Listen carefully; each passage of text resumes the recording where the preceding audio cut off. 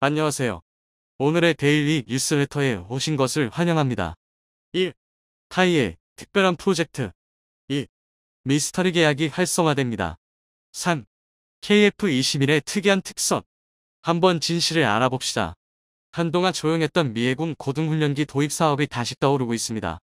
200대의 훈련기를 확보하는 것이 목표인 이번 미 해군 고등훈련기 도입 사업은 예산 문제로 묻히는 듯 보였으나 최근 외신이 세계 회사에서 입찰 의지를 보였다고 전했습니다.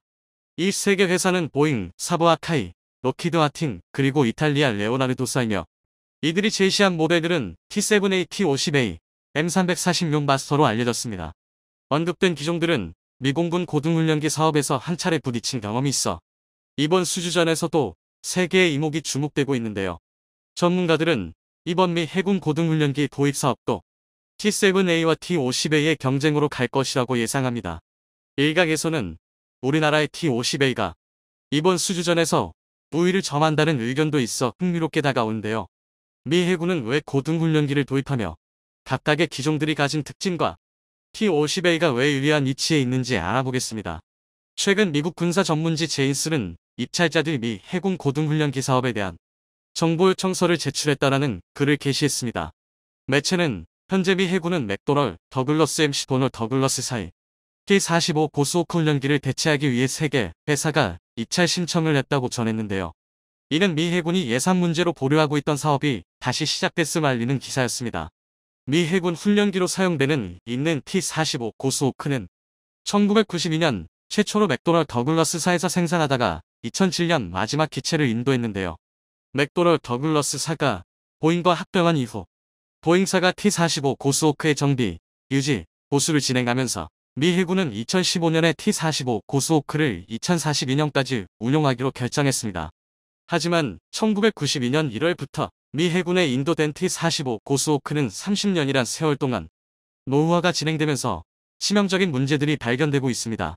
특히 산소 공급 시스템 문제가 발견됐는데 이는 생명과 직결되는 문제라 조종사 훈련생들의 훈련 거부 사태로 이어지고 있는 상황인데요. 유지보수를 맡은 보잉사는 근본적인 원인 파악이 힘들다고 결론을 내렸습니다. 사태의 심각성을 인지한 미 해군은 2023년부터 미 해군 차기 훈련기를 도입할 계획에 있었으며 2028년까지 전력화하는 계획을 진행 중에 있습니다. 전문가들은 이번 미 해군 고등훈련기 사업은 T7A와 T50A의 싸움이 될 것으로 보고 있습니다. 이렇게 본 이유는 레오나르도의 M340용 마스터의 과거 이력 때문인데요. 현재까지 M346은 두 건의 추락 이력이 발생한 상태입니다. 2011년 11월 18일에는 두바이 에어쇼의 전시 용도로 참가했던 시기 이때가 휴환 중 걸프만에 추락한 이력이 있으며 2012년 2월 16일에는 시험 비행을 실시 중이던 기체 이때가 이탈리아 쿠네오와 사보나 주중간에서 추락해 조종사가 사출했으나 낙하산이 엉키는 바람에 큰 부상을 입은 사례가 있었습니다. 이는 초보 전투기 조종사에게는 치명적으로 다가올 수 있습니다. 안 그래도 조종 미숙으로 많이 긴장하고 있을 텐데 거기에 비상사태가 발생하기는 이는 곧바로 최악의 사태를 불러올 수 있습니다. 다시 말해 이렇게 조종사 생명과 직결되는 장치가 불량이라면 현재 미 해군이 운용 중인 T-45 고수호크랑 다를 바 없습니다. 여기에 레오나르도 사의 경영상 문제도 많습니다. 최고 경영자들이 도덕적으로 깨끗하지 못한데요. 레오나르도 사의 모체였던 핀 메카니컬 그룹의 경영자들에게는 계속해서 뇌물 혐의와 불법적인 자금 유통으로 구속이 되는 일들이 빈번하게 일어났습니다. 이 때문에 핀 메카니카에는 안 좋은 이미지가 쌓였고 결국 경영난으로 구조조정까지 하는 상황이 왔으며 이미지 쇄신을 위해 회사 이름을 레오나르도라고 바꿨습니다. 이렇게 회사 경영에 문제가 많아 갑자기 부도라도 나게 된다면 구입한 기체들의 유지보수 측면에서 난감할 수밖에 없습니다. 또한 레오나르도 사는 현재도 그렇게 상황이 좋은 편은 아닙니다. 현재 운용 중인 M346은 총 70여 대가 운용 중인데 이는 개발국인 이탈리아와 그 밖에 운용하고 있는 국가를 다 포함한 숫자입니다. 경쟁 중인 기체 중에 우리나라 T50A가 200대 이상이 운용되고 있는 것 비교하면 인지도가 현저하게 낮은 편에 속합니다. M346의 스펙도 T50A에 비해 많이 떨어집니다. 사실 M346은 최대 속력 또한 암속이 있기 때문에 미 해군에서 초음속 조항을 붙였으면 입찰 시도조차 못할 뻔한 기종이었습니다. 이 때문에 유력 후보로 떠오르는 것은 T7A 레드호크가 거론되고 있습니다. 이미 미 공군 고등훈련기 사업에서 승리한 바 있고 이번 미 해군 훈련기 사업에서도 수주를 따내기 위해 파격적인 가격을 제시할 것으로 예상됩니다. 하지만 장점이 이것이 다입니다. 미 공군은 개발도 되지 않은 T-7A 레드호크를 선택했다가 후회만 하고 있는 상황입니다. 우선 보잉의 T-7A 레드호크는 2023년 도입 예정이었지만 항공기의 치명적인 결함인 윙락 현상 발생으로 양산까지는 1년 이상이 더 걸릴 것으로 보입니다. 보잉사의 인도 지연도 문제지만 T-7A 레드호크를 해군용으로 사용하기 위해서는 가해 염분으로부터 기체를 보호해주는 해양화 작업이 필수입니다. 그런데 T-7A 레드호크의 기체는 매우 가볍지만 함재기로서는 기골이 튼튼하지 못하다는 의견이 있습니다. 설계의 변경이 필요할 수도 있는 상황이라고 예측이 되는데 이러한 비용의 증가를 감수할지 궁금증이 생깁니다. 거기다 현재 보잉사가 B737 맥스 사태로 회사의 경영 상태가 매우 어렵습니다. 이러한 상황에서 미 공군의 훈련기 납품 일정도 현재 가능할지는 미지수인 상태입니다. 이 상황이 매우 큰 변수가 될 듯한데요. 보잉사는 현재 입찰을 할 때 저가 입찰을 주도해서 생산을 하면 할수록 손해를 보는 상황이며 이것을 밀항기 개발 생산 이익에서 만회해 왔습니다. 하지만 보잉은 77조 원의 자금 지원을 받는 상황이며 내부적으로 상황이 안 좋습니다. 게다가 지금과 같은 밀항기에 불황이 예상되는 상황에서 입찰을 위하여 감수할 수 있는지는 알 수 없는 상황입니다. 또한 현재까지 몇몇 국가에서는 보잉 737 맥스에 대해 이륙금지 명령을 풀지 않은 상태인데요. 이 때문에 재고가 남아 경락고로도 수용하지 못해 직원 전용 주차장에도 737 맥스를 볼 수 있습니다. 경영적인 면만 보자면 레오나르도사보다도 심각하다고 볼 수 있습니다. 이런 것 때문에 미 공군을 라이벌로 생각하는 미 해군은 미 공군이 했던 실수를 반복하고 싶어 하지 않을 것인데요. 현재 성능면에서는 카이의 T-50A가 다른 후보 기종보다 가장 우수하다고 볼 수 있습니다. T-50A는 우선 최고 속력의 초음속을 웃돌고 레이더 운용이 가능하며 전술 데이터 링크 시스템까지 갖춘 기체입니다. 훈련기라고 보기에는 성능이 상당히 우수하며 무장 장착과 레이더 기능 또한 아주 우수합니다. 여기에 T-50은 많은 파생형을 가지고 있는데요. 무장 운용이 가능한 타-50 전술 입문 훈련기, FA-50 경공격기 그리고 T-50B 공중공 예기 등이 있습니다. 이 파생형들은 카탈로그나 프로토타입으로만 존재하는 것이 아니라 우리나라에서부터 해외 각지까지 많은 수가 운용 중에 있는데요. 여기에 T-50은 현재 사용되고 있는 최신 무장들까지도 장착이 가능합니다. 그렇기에 미 공군 RFX 사업에서 카이의 T-58대를 도입하려고 했던 이슈가 있었을 만큼 성능은 입증받은 상태이며 이미 동남아 국가와 이라크에서는 T-50과 FA-50을 잘 사용하고 있습니다.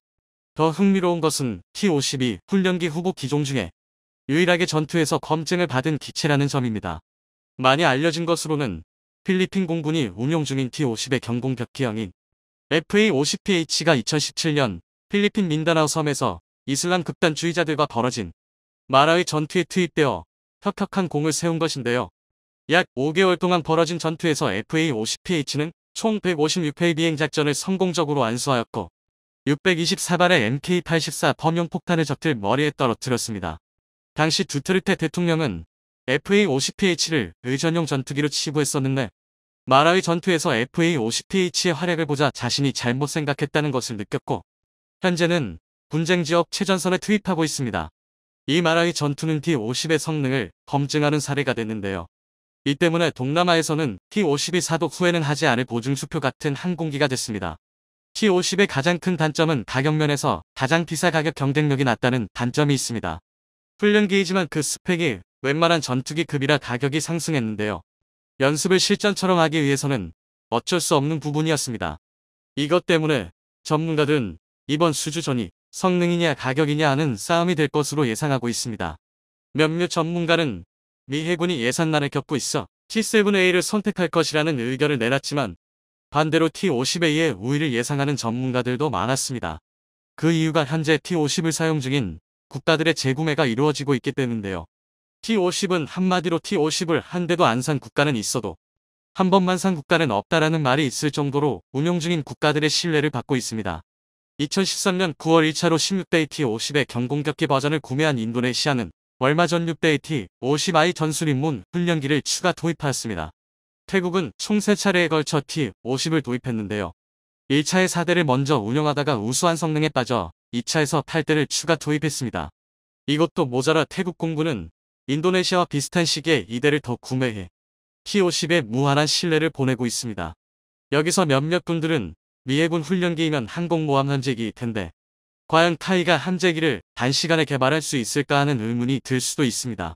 이 부분에서 걱정을 하지 않아도 될 것이 미 해군 훈련기의 소요 사양은 캐터펄트와 어레스팅 기어를 이용한 항공모함 이착함을 포함하지 않는 것으로 발표되었기 때문에 이에 따라 별도의 함재기형 훈련기 개발이 필요하지 않게 됐습니다. 그럼에도 불구하고 록히드 마틴과 카이는 필요하다면 T-50 함재 개량형도 만들 수 있다는 의지를 보이고 있는데요. 만약 미 해군 훈련기 사업에 T-50이 선정된다면 수십 조의 수입을 얻을 수 있을 것으로 예상하고 있습니다. 우크라이나 전쟁에 또다시 반전이 일었습니다. 이로 인해 일각에서는 폴란드가 우크라이나 전쟁에 참전할 수 있다고 제기했습니다. 원인은 폴란드 국경에 떨어진 미사일이 러시아제가 맞다는 주장이 다시 등장했기 때문인데요. 지난 11월 15일 폴란드 국경 마을 프셰보도프에 미사일이 떨어졌습니다. 이 사고로 폴란드인 2명이 숨지는 사건이 발생했는데 이 공격의 주체가 러시아인지를 두고 G7과 나토 등 세계 여러 강국들이 긴급회의를 열었습니다. 그러나 단 하루 뒤인 11월 16일 미국 바이든 대통령이 미사일의 정체가 우크라이나군이 요격을 위해 발사한 S-300 미사일이라고 발표하면서 이 사건은 일단락되는 듯 보였는데요. 하지만 우크라이나의 젤렌스키 대통령이 반발하면서 미국의 주장을 뒤엎었습니다. 젤렌스키 대통령은 탄두 중량이 100kg이 넘지 않고 장약량은 수십 kg에 불과한 S-300이 터진다고 깊이 5m, 직경 20m짜리 구멍이 생겼다는 것은 도저히 말이 안 된다며 폴란드를 공격한 미사일은 러시아가 발사한 미사일이 맞다고 강변했습니다. 그런데 충격적이게도 이 주장을 서방의 많은 매체들이 지지하며 나서고 있습니다. 심지어 일부 군 전문가들은 만약 우크라이나의 주장이 사실이라면 폴란드가 나토를 소집해 러시아를 침공하는 게 가능할 뿐만 아니라 이제 우크라이나 전쟁은 폴란드군의 움직임을 예의주시해야 한다고 말하고 있습니다. 그런데 이들의 분석과 달리 폴란드의 안제이 두다 대통령은 전쟁을 할 마음이 없는 것 같습니다.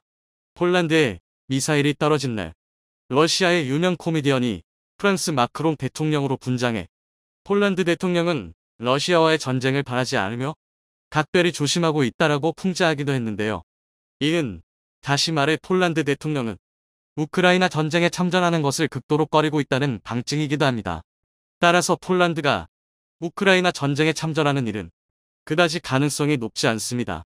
하지만 이와 별개로 지금의 우크라이나 전쟁에 참전하는 것을 원치 않는 안제이 두다 대통령조차 이 다음 전쟁 준비에는 상당히 진심인 것 같습니다. 지난 수개월간 폴란드와 한국이 맺은 방산 수출 계약이 규모와 건수가 폭증한 것만 봐도 이 사실을 잘 알 수 있는데요. 특히 AS-21 레드백 장갑차에 대한 폴란드의 관심이 대단합니다. 이미 폴란드 현지에서 레드백 운용을 위한 여러 테스트를 진행하고 있을 정도인데요. 그래서 준비했습니다.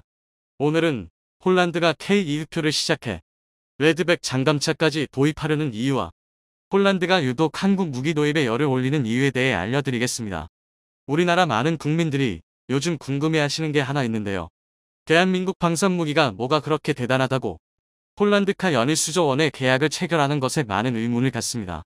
그도 그렇게 폴란드가 한국에서 구입한 무기 대금이라면 자신들이 마음만 먹으면 미국산 무기를 구입하는 게 불가능하지 않기 때문인데요.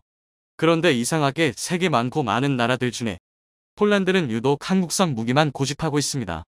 지난 11월 14일 하나 디펜스는 폴란드에서 시험 평가를 받고 있는 AS-21 레드백 보병 전투차의 영상을 공개했습니다. 이 모습에 많은 이들이 깜짝 놀랐습니다. 한국의 시험 테스트에서 폴란드가 그만 레드백에 홀딱 반해버렸기 때문인데요. 사실 당시 분위기만 보면 수출이 거의 성사된 것처럼 보였습니다. 그래서 일부 무기 브로커들은 폴란드가 이미 차기 보병 전투차로 한국의 레드백을 내정한 것이 아니냐는 이야기가 돌고 있을 정도입니다. 그런데 그럴만합니다. 과거 폴란드가 자체 제작한 보르숙 장갑차의 성능이 우리 레드백에 비해 크게 부족하기 때문인데요. 폴란드의 보르숙 장갑차는 전장 7.5m, 전폭 3.5m, 전고 2.7m, 중량 25톤짜리의 보병 전투차입니다. 또 엔진은 독일 MTU사의 D2750마력 디젤 엔진이 사용됐고 주포는 미국의 부시마스터 LL 30mm 기관포를 탑재했습니다. 그런데 현재 폴란드의 장강차 수준이 한국에게는 부식이 되어 개량을 추진 중인 K-21 보병 전투차와 비슷한 스펙입니다. K-21 보병 전투차는 전장 6.9m, 전폭 3.4m, 전고 2.6m에 D2840 렉스 850마력 디젤 엔진을 쓰고 있고 중량도 보르숙 장갑차와 비슷한 25톤인데요. 이렇게만 보면 그다지 문제가 없는 좋은 장갑차처럼 보입니다. 하지만 현실은 전혀 아닙니다. 보르숙 장갑차는 문제가 많아도 너무 많습니다. 먼저 화력에 딸립니다. 부시 마스터 II 기관포는 드론을 상대로는 나름 괜찮은 무기지만 전차의 뒤에서 보병을 엄호하는 보병 전투차의 주포로 쓰기에는 너무 약한 무기입니다. 이에 반해 K-21 장갑차는 기관 부대의 선봉에서 기계와 보병을 지원하는 보병 전투차라는 목적에 맞게 79경장 40mm 기관포인 국산 K-40을 장비하고 있습니다. 그래서 두 전차의 화력을 놓고 따지면 K-21이 보르숙을 압도합니다. 미는 K-21의 개량형인 AS-21 레드백 역시 마찬가지인데요. 레드백은 호주의 요구에 따라 30mm 기관포를 사용하는 것과리 한국에 배치되는 레드백은 우리 군의 상황을 고려해 40mm 기관포 탑재를 염두에 두고 설계됐습니다. 그러니까 폴란드가 업권을 요구하면 언제든 이 요구사항을 들어줄 수 있다는 것입니다. 게다가 미국의 M2 브래들리 보병 전투차처럼 차량 외부에 설치된 대전차 미사일과 부무장으로 설치된 RWS 덕에 보조 화력에서도 보르숙 장갑차를 압살합니다. 그리고 이런 격차는 장갑차의 또 다른 핵심 요소인 방어력에서도 분명히 드러납니다. 먼저 레드백과 보르숙은 장갑의 수준이 다릅니다. 보르숙은 25톤 차량에 증가 장갑을 부착해 40톤 수준의 중장갑차로 업그레이드할 수 있습니다. 하지만 아무래도 증가 장갑을 얹다 보니 방어 효율이 떨어지고 무거워지는 단점이 생깁니다. 보르숙 장갑차는 750마력 엔진을 쓰기 때문에 증가 장갑을 장착했을 때 기동성도 크게 떨어지게 되는데요. 이에 반해 레드백은 애초부터 중장갑차로 설계됐기에 커다란 차체에 두껍게 장갑을 둘렀습니다. 이는 레드백의 스펙을 살펴보면 확실히 알 수 있습니다. 레드백은 전장 7.7m, 전폭 3.6m, 전고 3.7m에 차체 중량 42톤으로 보르숙 장갑차보다 훨씬 크기가 큽니다. 그럼에도 장갑은 더 두껍습니다. 상당한 무게를 차지하는 철제 궤도를 고무 궤도로 바꾸고 그만큼 여유있는 부분을 장갑에 추가로 투자했기 때문입니다.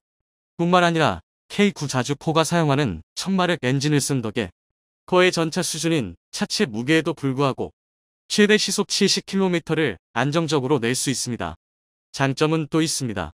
미래전에 대응하기에 반드시 필요한 첨단 방호체계에서도 레드백은 보르숙을 압도합니다. 일례로 지금 보신 영상은 하나 호주법인이 레드백에 달린 아이언 피스트로 대전차 로켓을 요격한 모습입니다.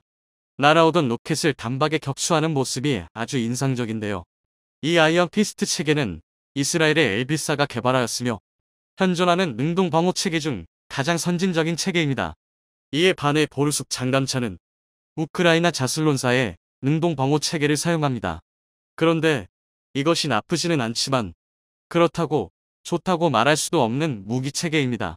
특히 보병 전투차의 주임무인 하차 한 보병과의 협동 전투 중 적의 미사일을 요격하면 파편이 아군 보병에게 날아올 수 있다는 동부권 능동 방호 체계의 한계를 그대로 답습했습니다. 정리하자면 보르숙 장갑차는 모든 면에서 한국의 레드백의 상대가 되지 않습니다. 그리고 바로 이 부분 때문에 폴란드 군인들은 자국 정부에게 방위산업 발전이라는 국익을 접어두더라도 보르숙 장갑차 대신 AS-21 레드백을 사자고 주장하고 있습니다. 지금 당장 러시아와 전투가 벌어질지도 모를 판에 성능이 떨어지는 장갑차를 살 수 없다는 건데요. 이게 무슨 말이냐면 최근 폴란드는 심각한 전쟁 위기에 노출되어 있습니다. 정체불명의 미사일이 폴란드에 떨어져 2명이 사망하자 폴란드 내 반러 세력들이 러시아의 소행임을 주장하며 참전을 주장하고 나섰기 때문입니다. 이에 대해 폴란드 안제이 두다 대통령은 서론에서 말씀드린 대로 전쟁을 막기 위해 동분서주하고 있습니다. 외교적으로는 강경 발언을 쏟아내며 폴란드의 잠재 적국에게 경고 메시지를 보내고 국내적으로는 극단 세력을 다독이며 전쟁 대신 전쟁 대비를 강화하는 것으로 사태를 마무리한 겁니다. 하지만 이는 어디까지나 미봉책에 불과합니다. 만약 비슷한 사건이 다시 단 한 번만이라도 더 발생한다면 국내 여론 악화로 폴란드군이 우크라이나 전쟁에 개입하는 것은 기정사실이 될 수 있습니다. 게다가 젤렌스키 대통령의 발언도 문제가 되고 있습니다. 현재 젤렌스키 대통령은 폴란드에 떨어진 미사일이 우크라이나의 S-300이라는 주장을 부인하고 있습니다. 그 이유는 우크라이나군에서 그런 사실이 없다고 자신에게 보고했고 사고 현장의 폭발 규모가 지대공 미사일의 폭발이라고 볼 수 없을 정도로 매우 컸다는 게 근거인데요. 실제로 S-300 미사일의 탄두 중량은 100kg 정도밖에 되지 않으며 정밀 유도 장치 때문에 탑재된 폭약의 양은 탄두의 절반도 되지 않습니다. 그래서 일부 전문가들 역시 젤렌스키의 주장에 동조하고 있습니다. 이들은 떨어진 미사일의 잔해가 S-300의 부품이 아니라 러시아제 순항 미사일의 부품이라고 주장했습니다. 그러니까 확전을 염려한 미국이 혹시나 모를 사태로 인해 러시아가 핵미사일을 쓰지 못하도록 이 사태를 수습하며 이를 우크라이나의 지대공 미사일로 우겼다는 겁니다.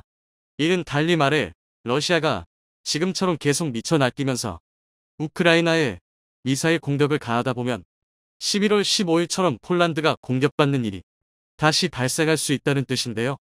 이렇게 되면 폴란드는 무조건 러시아, 벨라루스와 전쟁에 나설 수밖에 없습니다.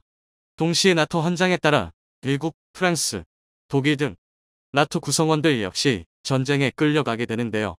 그래서 폴란드의 군인들은 만약의 사태에 대비하기 위해 한시라도 빨리 강력한 첨단 무기를 도입해 우크라이나에게 지원한 구식 무기의 빈자리를 한국산 무기로 메워야 한다고 말하고 있습니다. 하지만 폴란드 방산업체가 폴란드군에게 반발하고 있습니다. 폴란드 방산업체들은 보르숙 장갑차는 세계 최고는 아니라도 훌륭한 국산 무기이고 산업발전과 생산성 면에서 외산을 압도한다고 주장했습니다. 전쟁이 나면 추가 도입이 어려운 외산과 달리 자국 내 생산이 얼마든지 가능하다는 건데요. 그런데 폴란드군은 이 주장을 듣고도 레드백 도입을 계속해서 추진하고 있습니다.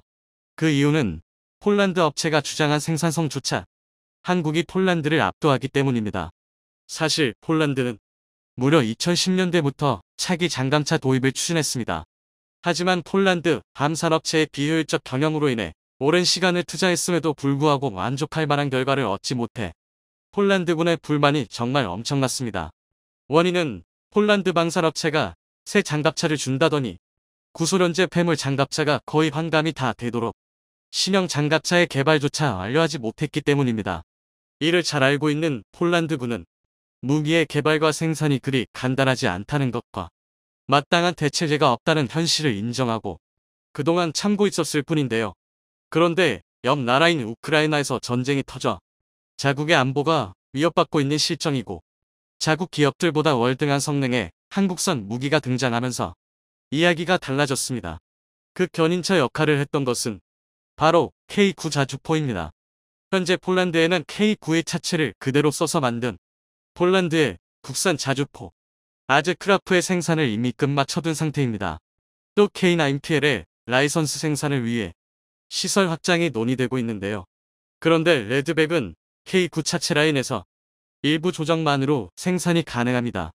즉 폴란드 국내 업체들보다 한국산 장갑차의 생산성은 그들을 압도하고 있습니다. 또 우리 기업들은 폴란드 방산기업과 비교도 안 되는 속도로 빠른 납기를 자랑합니다. 그 증거로 최근 한국은 불과 계약한 지 몇 달 만에 K전차와 K9 자주포를 생산해 폴란드군에게 인계했습니다. 국군이 쓸 물량을 전용해서 준 것이기는 하지만 폴란드의 입장에서는 그야말로 전광석과 같은 속도로 신무기가 납품된 건데요. 그래서 폴란드군은 K9 자주포를 생산하는 하나디펜스의 주력 상품인 레드백 장갑차 역시 계약을 한다면 빠른 시일 내에 공급될 수 있으리라 기대하고 있는 것입니다. 그러니까 AS-21 레드백이 폴란드군에 대량 도입되리려 하는 예측은 결코 망상이 아니란 것이죠. 우리가 기대했던 호주의 랜드 400페이지 산 사업 자체가 호주의 정치적 변동 같은 변수만 없다면 한국은 충분히 폴란드에 레드백의 수출을 기대할 수 있게 되는데요. 지난 7월 최초의 국산 초음속 전투기 KF-21의 CJ-1호기가 첫 시험 비행을 성공한데요. 10일에는 CJ-2호기도 비행에 성공했습니다. 이에 국내 항공 기술이 세계적으로 주목받고 있는데요. 세계의 눈길을 사로잡은 우리 항공 기술의 근원을 알 수 있는 일화가 있습니다. 때는 국방과학연구소가 최초 순수 독자 기술 개발 항공기 KTX-1을 개발 중이던 1995년 시제기에 대해 미 공군 측에서 성능에 문제가 있다는 시험 보고서를 냈습니다. 이에 개발진들은 비행기 날개 자르기를 시전. 미군도 놀라게 한 날개 자르기 신공의 이유는 과연 무엇이었을까요? 10일 오전 9시 49분 KF-21의 CJ-2호기가 이륙해 35분 동안 비행 후 10시 24분에 착륙하며 첫 비행을 마쳐 세계 방산업계의 주목을 받고 있습니다. 이번에 비행한 2호기는 향후 양산시 적합한 도색을 검토하기 위해 1호기보다 어두운 색으로 동체를 도색하고 수직고리 날개도 검정 바탕에 노랗게 도색해 눈길을 끌었습니다. 2호기를 시작으로 앞으로 나올 시제기들도 상수란 목적을 위해 각각 다른 색으로 도색할 예정인데요. 3호기에서 6호기는 12월 말부터 내년 전반기까지 순차적으로 비행시험을 진행할 예정이라고 합니다. 2호기에 탑승한 진태범 수석 조종사는 비행 특성의 1호기와 유사의 비행이 용이했다고 밝혔는데요. 비행 시 최고 속도는 1호기의 초도 비행 때와 비슷한 시속 약 407km 정도를 기록했습니다. 1호기에 이어 2호기 노비행 시험까지 순조롭게 진행되고 있어 차세대 전투기 개발 계획의 앞날을 밝게 하고 있습니다. KF-21의 비행 시험은 총 2000여 회가 계획돼 있고 이를 바탕으로 각종 비행 성능, 공대공 무장 적합성 등을 확인하면 2026년 체계 개발이 종료될 예정입니다. 개발이 완료되면 우리나라는 세계 8번째 초음속 전투기 개발 국가가 되는 거죠. 이처럼 현재 순조롭게 개발 중인 KF-21은 물론 FA-50, T-50 등 자체 기술로 개발한 항공기들, 공군에서 활용하는 것은 물론 해외에도 수출하는 대한민국의 항공 기술력. 하지만 오늘날의 기술력은 하루아침에 만들어진 건 아닙니다. 항공 기술 불모지였던 우리나라에서 우리 스스로도 갖고 있었던 편견과 맞섰던 개발자들의 끈기와 노력이 만들어낸 결과지요. 90년대까지만 해도 우리나라는 전투기는 고사하고 조종사 훈련했을 훈련 기차 모두 해외에서 수입해야 했습니다. 이는 기술적인 자존심 문제는 당연하고 항공기 구입에 소요되는 돈을 생각하면 경제적으로도 부담이 되었는데요. 이를 타개하고자 국방과학연구소는 전투기 개발은 당장은 물이라도 기본훈련기는 독자적으로 개발하기로 하고 1988년 설계 작업에 착수합니다. 훈련기의 이름은 코리아 트레이너 익스페리먼트 1 KTX-1. 후에 KT-1이라는 이름을 달게 된 한국 최초의 순수 독자 개발 항공기의 개발은 그렇게 시작되었습니다. 그러나 개발은 초기부터 난항에 부딪혀야 했는데요. 정부와 군 당국 지원을 받기 위해 날개 구조, 제작과 필요 시연, 연구는 물론 조종실 모형까지 만들었지만 89년 초 당시 국방부 장관의 과학부 장관으로부터 국가연은 탄도탄 연구 개발만 하고 다른 연구 개발은 모두 중단하라는 말을 들어야 했습니다. 이는 당시 군에서 항공기 설계 경험조차 없었던 국가연이 만들겠다는 비행기를 믿느니 외국에서 사는 게 낫다고 생각해서였는데요.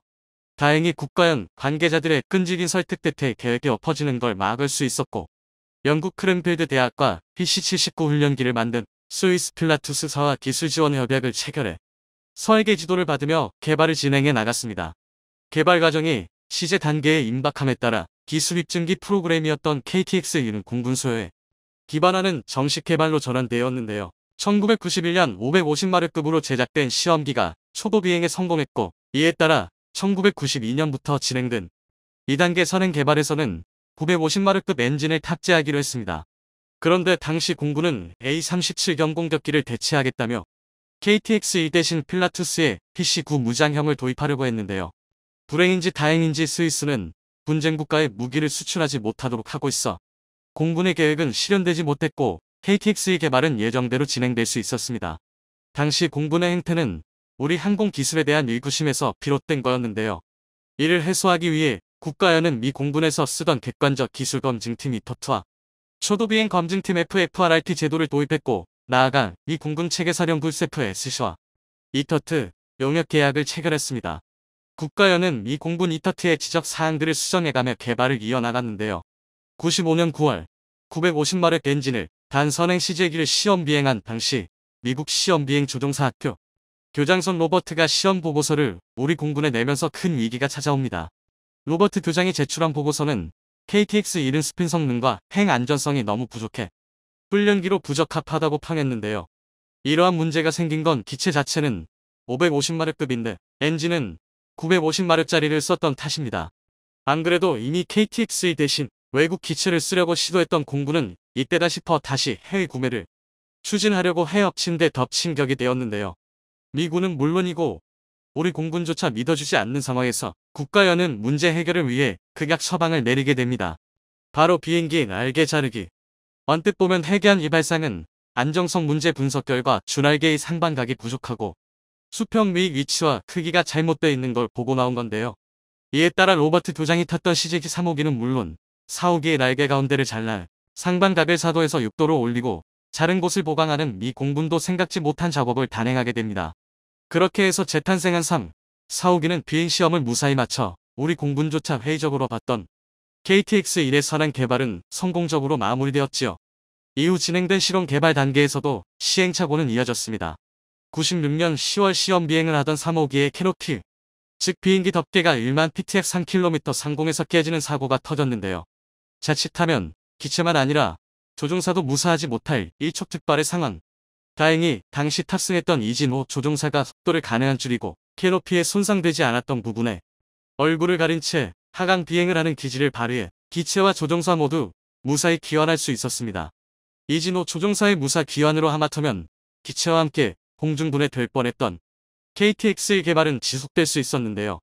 후에 지리산 주변을 샅샅이 뒤진 끝에 사고 때 깨진 캐노피 조각을 찾아 잠금장치 불량 문제를 개선할 수 있었고 98년 실용 개발은 완료됩니다. 그 뒤 99년 2월 KTX-1은 공군 운용 시험에 합격해 KT-1이란 이름으로 극역화됐는데요. 비행기 고치겠다고 날개까지 자르고 캐노피 조각 찾겠다고 지리산을 이잡듯 뒤졌던 집념이 최초의 국산 항공기 양산이라는 성과를 이뤄낸 겁니다. 고생 끝에 만들어낸 KT-1은 그때까지 우리 기술력에 대한 의구심을 버리지 않았던 공군의 태도를 180도 바꿔놓았는데요. 개발 당시 KT-1 대신 외국 기체를 들여오려고 했던 공군은 기존에 쓰던 T-37을 모두 KT-1로 대체했습니다. 이는 KT-1이 터보프롭 엔진 항공기라 소음이 적어 심한 소음이라는 T-37의 단점을 해결했기 때문인데요. 여기에 연료 소모도 적어 IMF로 극심한 경제위기에 처해 있던 당시 상황에 큰 도움이 되었습니다. 또한 KT-1은 인도네시아와 튀르키예, 인도, 세네갈 등에 수출돼 현재 80여 대가 해외에서 운용 중인 것으로 알려졌는데요.